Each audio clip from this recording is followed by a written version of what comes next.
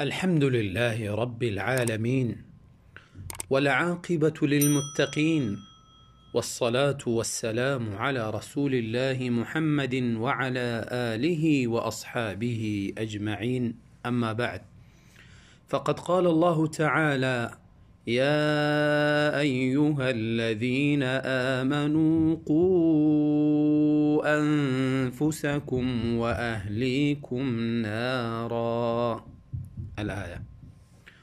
وقال صلى الله عليه وسلم: ألا كلكم راع وكلكم مسؤول عن رعيته، الحديث.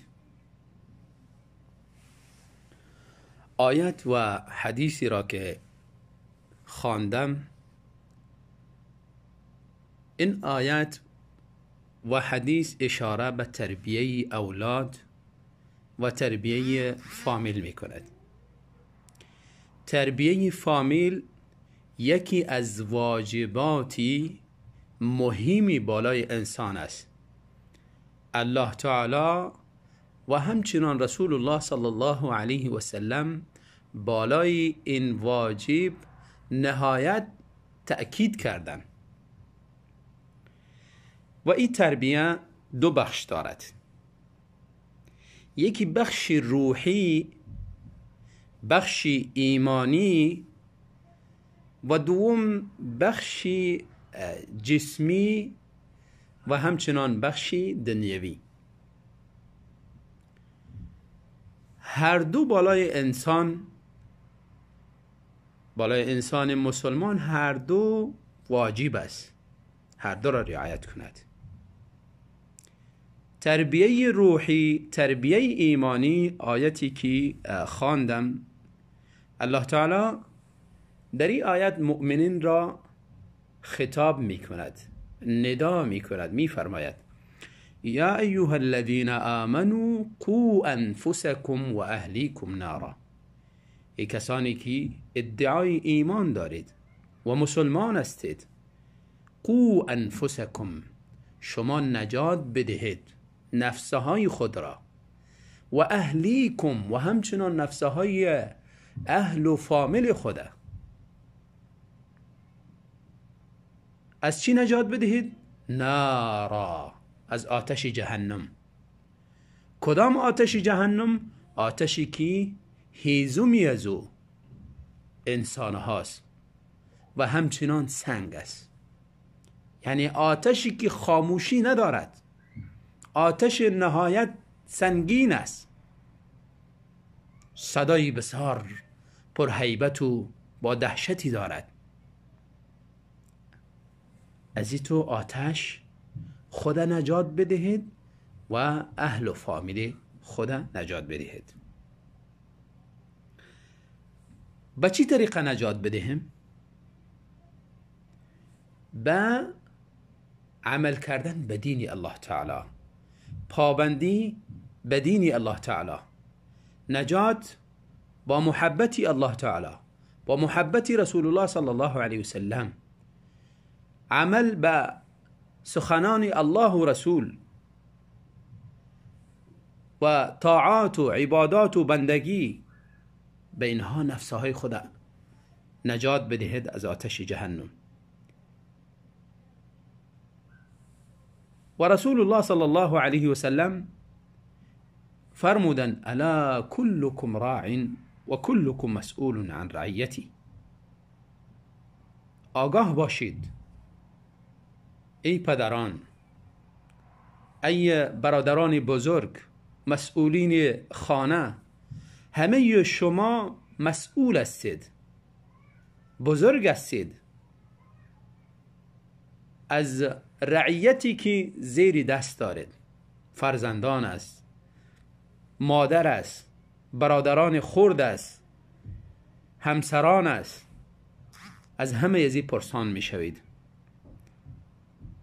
و کلکم مسئول عن رعیته، الرجل راع على اهل بیته و هو مسئول عن رعیته.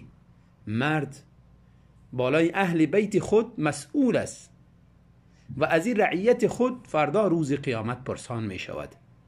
والمرأة راعیة على اهل بیت زوجها و همچنان زن مسئول است از خاندان شوهر خود، از اولادهایش و از تمام مال و اموالی که داخل خانه داره. از اینها مسئول است. روز قیامت از اینها پرسان میشه.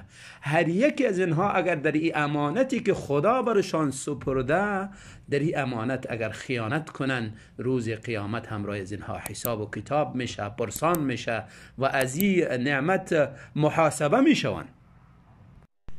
وقتی که خدا اینا خواسته اگر خیانت صورت گرفت با این امانت، رسول الله صلی الله علیه و سلم چنین وعید سختی میفرماید: ما من عبد یسترعیه الله رعیة یموت یوم یموت وهو غاش لرعیته الا حرم الله علیه الجنه.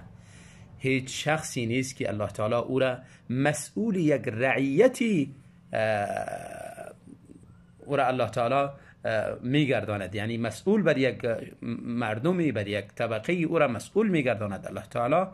وقتی که وفات میکند، ای به غش و فریب همراه رعیت خود از دنیا میرود. با اینها خیانت کرده، اینها را نصیحت نکرده، برای خیر دلالت نکرده، برای دین و برای تقوا و برای اعمال صالحه دعوت نکرده، نفسهای از اینها را از آتش جهنم نجات نداده. وقتی که از دنیا میره، الا حرم الله علیه الجنه، مگر ای که الله جنت برش حرام قرار داده. حدیث در صحیح مسلم و صحیح بخاری و مسلم هر دو میآید.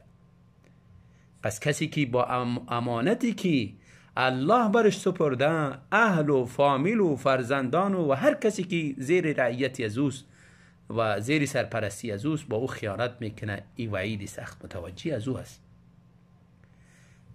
پس این شد جانبی تربیه ایمانی و تربیه روحی.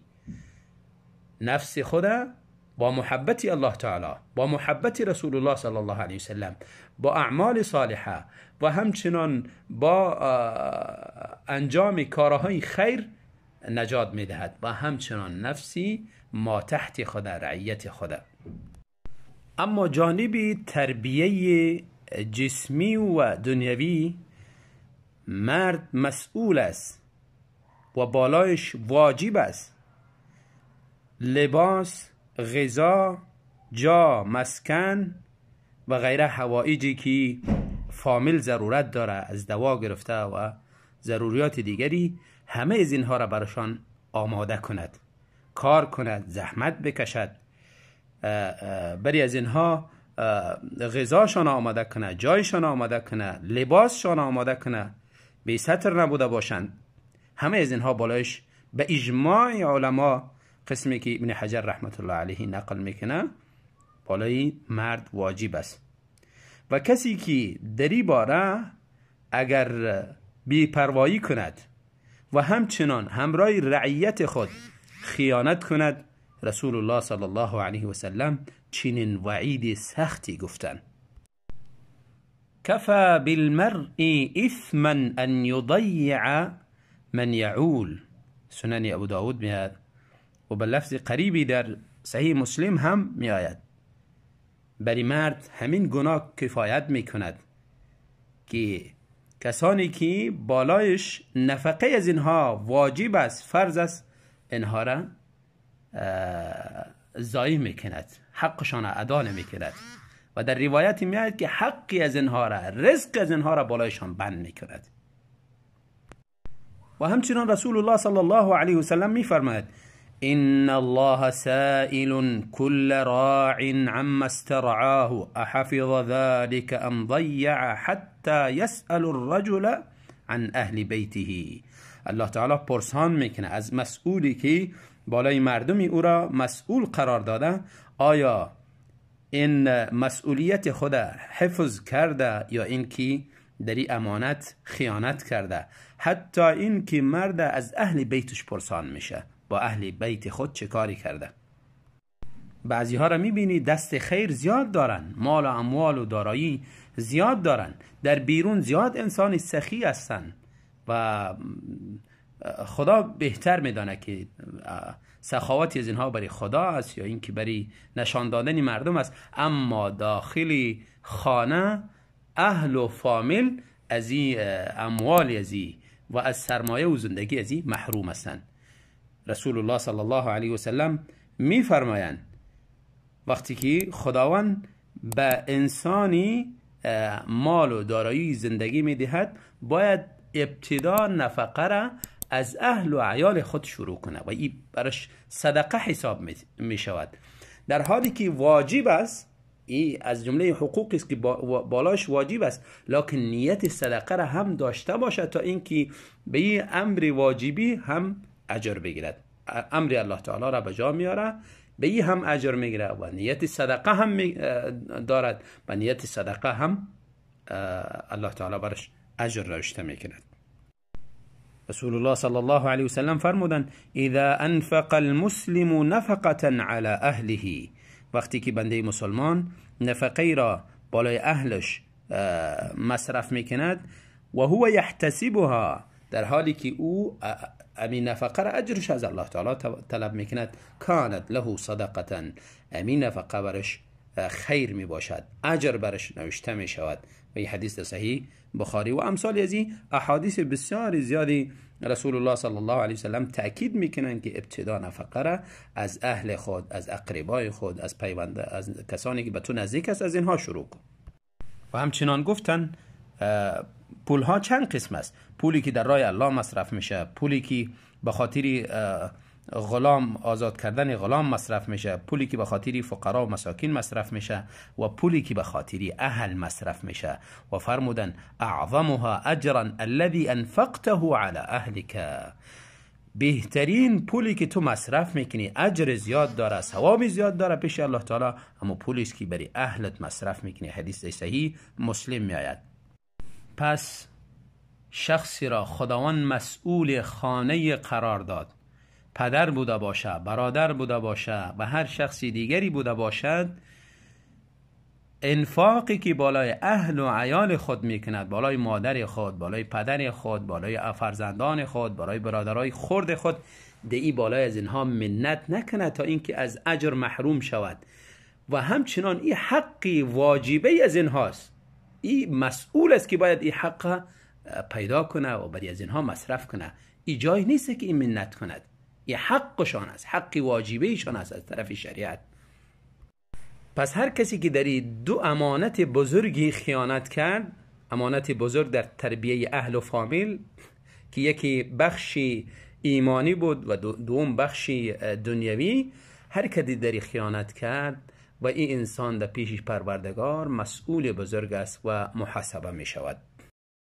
متاسفانه بعضی از پدران و مسئولین فامیلین در امانتی که خدا بالایشان واجب گردانده، دی امانت نه تنها خیانت میکنن، همراه از اضافه به یک جرم بزرگ دیگری هم مرتکب میشوند که فامیل های خود را به طرف فحشا و بیدینی و بد اخلاقی دعوت میکنند، چی به اعمال خودشان و چی به زبانشان و به رفتارشان.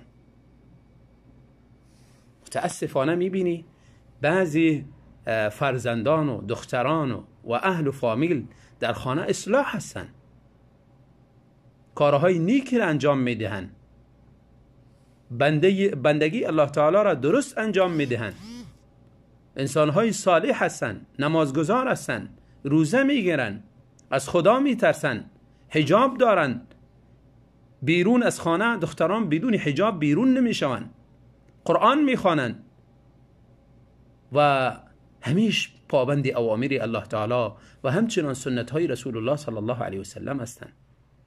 عکس از اینها میبینی پدر بیدین است، شرابی است، زناکار است، معاملات سودی انجام میدهد و همچنان بد اخلاق است، رویه درستی با اهل فامیل خود ندارد، اخلاق نهایت زشت، تند، رفتار بد، همه کارهای خود را فکر میکند که من یک باداری بزرگی بوده باشم، من یک خدایی بالای از اینها قرار گرفتم. اینها همه یعنی انسان‌هایی هستند که حیثیت هیچ چیزی را ندارن، نه اولاد اهمیت چه میدانه، نه همسر اهمیت چه میدانه، هر چیزی که اگر به اینها بیارد خالی از منت نیست، در حالی که این از جمله حقوق واجبه ایشان است و شاید بس اوقات به سبب همین انسانهای تنگ دست و ضعیف و ناتوان الله تعالی ایرا رزق روزی بدهد.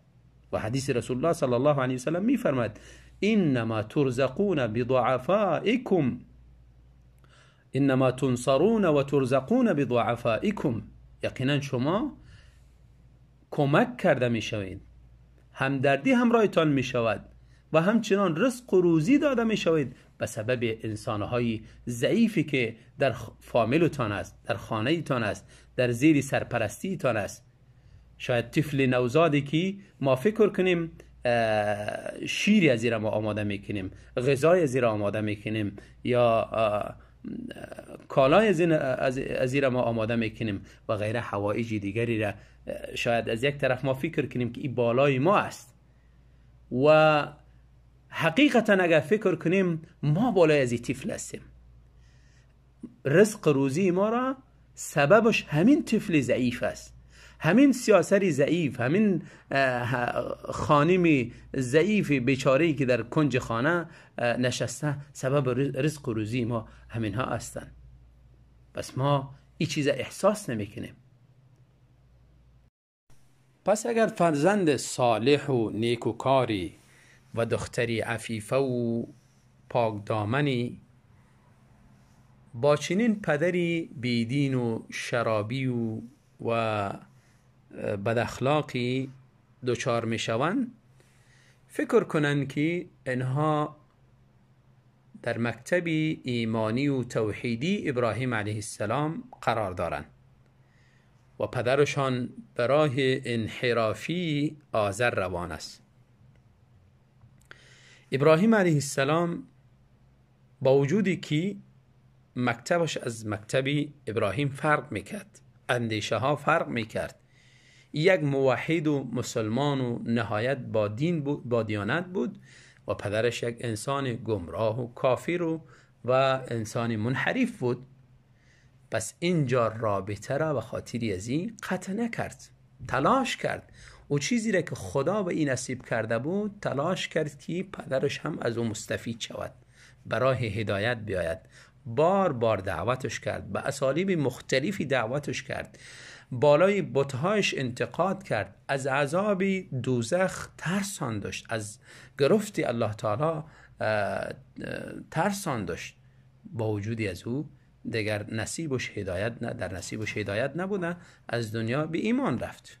پس چنین فرزند، چنین خواهری تلاش کند پدری از اینها برای درستی بیاید، شراب ترک کند، اخلاق زشت ترک کند، بینمازی را ترک کند، بیدینی را ترک کند. بعد از تلاش زیادی اگر در نصیبش هدایت نبود، دیگر هدایت توفیق به دست انسان ها نیست. این هدایت به دست الله تعالی است. کسی را خواسته باشد هدایت بکنه و کسی را اگر خواسته باشد دیگر او به مو راه گمراهی و راه زلالتش باقی میماند. رسول الله صلی الله علیه و سلم زیاد تلاش کردند. عمکشان ابو طالب در حالی که نهایت حامی رسول الله صلی الله علیه و سلم بود، تا آخری لحظه ای که از دنیا رفت رسول الله تلاش خود کردند که این ایمان بیارد و برای هدایت بیاید، لکن در نصیبش هدایت نبوده. پس این هدایت به دستی نه رسول الله و نه دیگر پیامبرا و نه اشخاص دیگری از مسلمان ها. هدایت توفیق به دست پروردگار است و هدایت ارشاد و راهنمایی و نشان دادن دین این وظیفه هر مسلمان، وظیفه پیامبر است.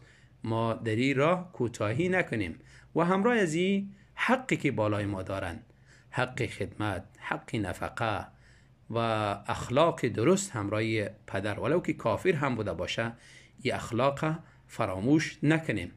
اگر بالای ما سختی دارد و بالای ما را مجبور میکند که راه انحرافی از او را تایید کنیم، پس در این وقت ما نباید راهی منحرفی از او را تأیید کنیم و او را درست بدانیم و همراه از او موافقه کنیم، بلکه راهی از او را تنقید کنیم و او را دعوت به سوی اسلام کنیم و او را بگوییم تو برای منحرف هستی و این راه گمراهی است، البته با اسلوب درست، نه با اسلوب تند و بد اخلاقی. و هیچ وقت از اعمال زشتی از او متأثر نشویم، اما در مقابل حرفهای بدی از او و در مقابل رفتار بدی از او صبر و تحمل داشته باشیم. ابراهیم خلیل الله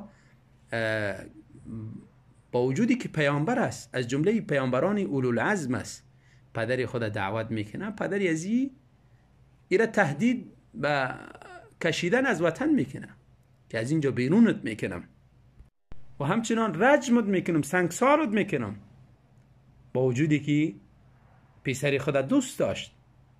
هر پدری پسری خود دوست داره ولو که بیدین هم بوده باشه، لکن ابراهیم علیه السلام در مقابل این همه تهدیداتی ازی صابر بوده و نهایت ثابت قدم بوده و ایره ما با دل نهایت فراخ و با سینه باز قبول کنیم. در راه الله تعالی حتمی زحمت میبینیم، حتمی حرفهای زشتی را میشنویم، چی از پدر بوده باشه، چی از مادر، چی از برادر، چی از خیش و قوم و غیره انسانهای دیگری. راه دعوت راه سختی است، در این راه خاره ها فرش شده است، انسان با آسانی در این راه سفر کرده نمیتونه، چه مرد است چه زن است. حتی اگر به شهادت انسان هم آخرش میکشه، انسان این راه را ترک نکنه. سمیه رضی الله عنها زن بود، راه دعوت نه، راه اسلام نه، همون قدر پابند بود که تا آخرین مرحله ای که دیگر جان خود از دست میدهد با همون کلمه اسلام، با همون عقیده راسخ باقی میماند و از دنیا با همون عقیده میرود. خواهران ما، برادران ما، از این اصحاب کرام و از این سلف و صالحین، از اینها باید درس بگیرند، درس ایمانداری، درس تقوا، درس پرهیزگاری، درس ثبات بر دین. الله تعالی همه ما را بر دین ثابت قدم بماند و همیشه این دعا را بکنیم که اللهم یا مقلب القلوب ثبت قلبی علی دینک.